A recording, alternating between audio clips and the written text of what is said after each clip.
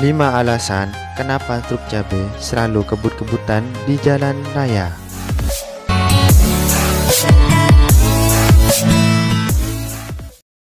Yang pertama, harus tepat waktu. Walaupun tepat waktu sudah menjadi kewajiban semua orang, namun bagi truk cabai sangatlah berbeda. Truk cabai haruslah tepat waktu, terlebih jika tiba lebih awal, itu akan lebih baik. Tepat waktu bagi sopir truk cabai seperti sebuah hal yang sangat penting, karena saat truk telat, gaji sopir akan dipotong. Mengapa truk cabai harus tepat waktu? Karena cabai yang diangkut sangat mudah sekali busuk. Jika truk cabai telat, cabai yang diberikan ke pelanggan sudah tidak segar lagi. Dan jika datang tepat waktu, maka sopir dan kenet akan mendapatkan bonus dari bos. Jika kalian ketemu sopir truk cabai, maka jangan hina dia. Mengertilah kawan, karena truk cabai bukan kebut-kebutan di jalan. Karena dia punya tanggung jawab mengantarkan buah atau cabai agar tidak busuk, agar bisa diterima sama kalian dengan segar. Yang kedua, selalu dalam kecepatan yang tinggi.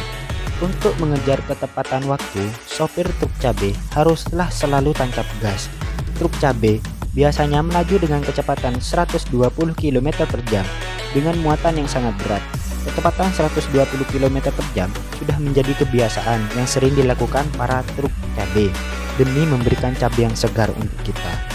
Dan tidak pula banyak orang yang menuduh yang tidak-tidak terhadap sopir truk cabai akibat kebut-kebutan di jalan. Ya, namun apa daya, truk cabai harus ditargetkan tiba lebih awal oleh sang bos. Tapi para sopir truk cabai khusus daerah Jatim sudah cukup dibilang mahir dalam mengemudikan truk cabai ini. Yang ketiga, tidak ada waktu untuk istirahat. Buat kalian yang sering lihat sopir truk istirahat sambil ngopi-ngopi cantik, sangatlah berbeda dengan sopir truk cabai. Biasanya, para sopir truk cabai membawa bekal dan dimakan di atas truk dengan bergantian sopir. Stamina sopir haruslah selalu dijaga, serta selalu cek kendaraan. Apalagi ada yang menyatakan Jember Jakarta yang ditempuh dalam waktu 13 jam. Itulah tuntutan yang sangat menantang karena jarak kedua kota tersebut cukup jauh, dan ini jadi alasan bagi sopir untuk jalan cepat dan mengendalikan arus mobil. Jika sopir datang lebih awal, maka mereka akan mendapatkan bonus. Dan di setiap jalannya, sopir ini pun bergantian, saling kerjasama. Atau kenet pun menjadi sopir, sopir menjadi kenet.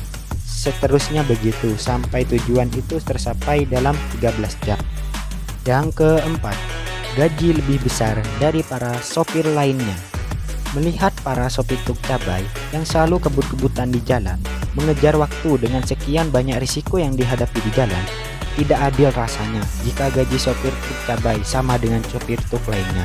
Maka tidak heran gaji sopir truk cabai yang lebih besar dari gaji sopir truk pada umumnya. Walaupun gaji besar, namun dengan segudang risiko yang dihadapi mungkin bisa menjadi pertimbangan untuk agan-agan di rumah yang ingin menjadi sopir truk cabai. Meski besar risiko, tapi sopir truk cabai tidak pernah takut untuk tancap gas di jalanan, dikarenakan itu adalah hal biasa yang dilakukan para sopir karena tuntutan barang yang dibawa supaya sampai dengan tujuan dengan selamat dan barang pun datang dengan bagus sesuai harapan para pemesan. Yang kelima, sering mendapat caci maki dari pengendara lain. Tidak heran jika sopir truk banyak dicaci maki oleh para pengguna jalan lainnya karena kecepatannya yang sangat tinggi. Caci maki dari pengguna jalan lain sudah menjadi makanan sehari-hari sopir truk cabai. Maka dari itu, sopir truk cabai haruslah mempunyai mental yang kuat, karena tidak sedikit orang yang suka sama truk dan tidak sedikit orang yang cinta sama truk, dikarenakan truk menyebabkan kemacetan dan sering ugal-ugalan, kata orang yang tidak suka. Kenapa demikian? Karena sopir truk itu memiliki tanggung jawab yang besar dan memiliki tuntutan yang besar.